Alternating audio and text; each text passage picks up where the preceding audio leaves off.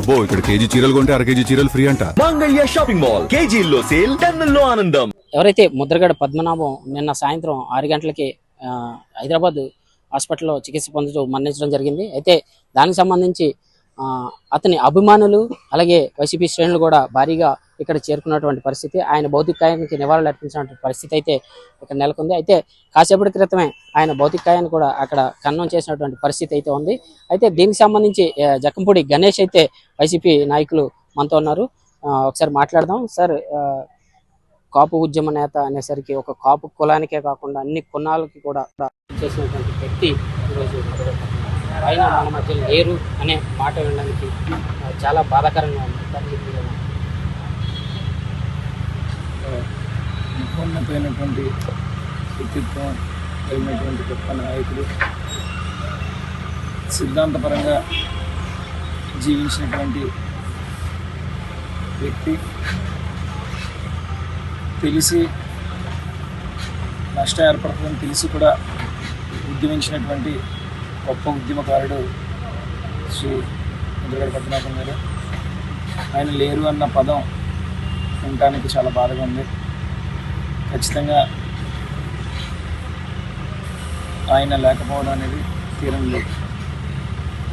అయితే మరి ముఖ్యంగా చెప్పాలంటే ప్రభుత్వ లాంఛనాలతో ఇక్కడ ఎవరైతే ముద్రగడ పద్మనాభం గారికి ప్రభుత్వ లాంఛనాలతో పోలీసులు ఏర్పాట్లు అయితే చేశారో, అయితే అవన్నీ కూడా వాళ్ళ కుటుంబ సభ్యులకి అయితే ఇష్టం లేదని చెప్పుకోవచ్చు.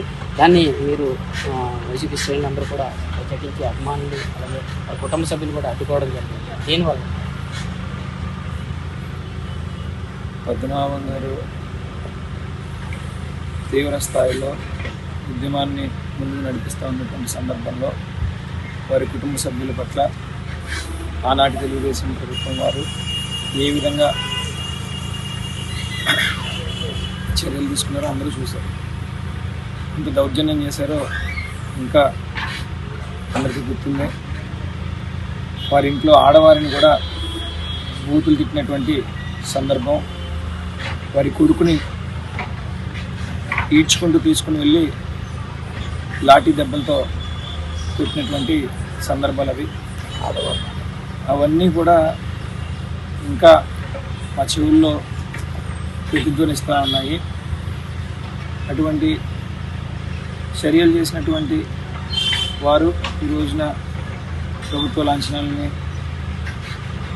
ఘనంగా నిర్వహించి పద్మనాభం గారికి వీడ్కోళ్ళు ఇస్తామనంటే వారి కుటుంబ సభ్యులకి ఏమాత్రం కూడా ఇష్టం లేదు. పద్మనాభం గారు రాసుకున్నటువంటి లేఖలో కూడా నాకు కనుక ఏదైనా జరిగితే ఇటువంటి వ్యవహారాలు జరగడానికి వీలు లేదు, అదేవిధంగా నా యొక్క భౌతిక గాయాన్ని కూడా మా ఇంటి పరిసరాల్లోనే పూడ్చిపెట్టాలి అని చెప్పి ఆయన యొక్క ఆఖరి లేఖలో రాసుకోవడం జరిగింది. మరి ఆయన ఏదైతే మాట చెప్పాడో ఆ మాట మేము నిలబెట్టాలి కాబట్టి ఆయన అనుచరులుగా కావచ్చు, ఆయన అభిమానులుగా కావచ్చు, ఖచ్చితంగా ఆయన ఏదైతే ఆశించాడో ఆ పని చేయడం అనేది మా ధర్మం. మేము ముందుగానే పోలీస్ వారికి చెప్పడం జరిగింది, పద్మనాభం గారికి కార్యక్రమం ఇష్టం లేదు, వారి కుటుంబ సభ్యులకి ఇష్టం లేదు, ఇది వద్దు అని చెప్పి బహిరంగంగానే పొద్దున్న మీడియా ముఖ్యంగా చెప్పడం జరిగింది. మరలా వచ్చి అదే కార్యక్రమాన్ని చేయటం అని అంటే ఆయన అవమానించినట్టుగా భావించి మేమందరం కూడా స్పందించడం.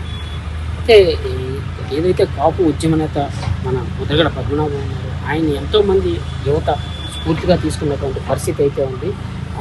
ఇంకా ఆయన గురించి చెప్పగలుగుతుంటే ఏం చెప్తారు?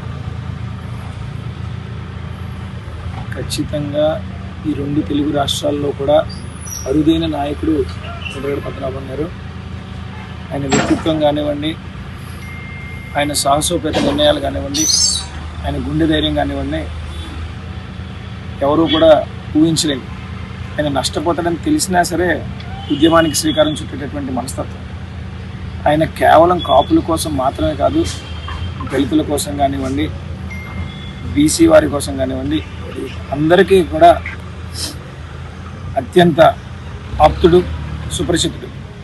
అదేవిధంగా పద్మనాభం గారు ఇంటికి ఎవరు వచ్చినా సరే ఆయన చేతితో ఆయన వడ్డించి పెడితేనే ఆయనకు సంతృప్తిగా భావించేవాడు.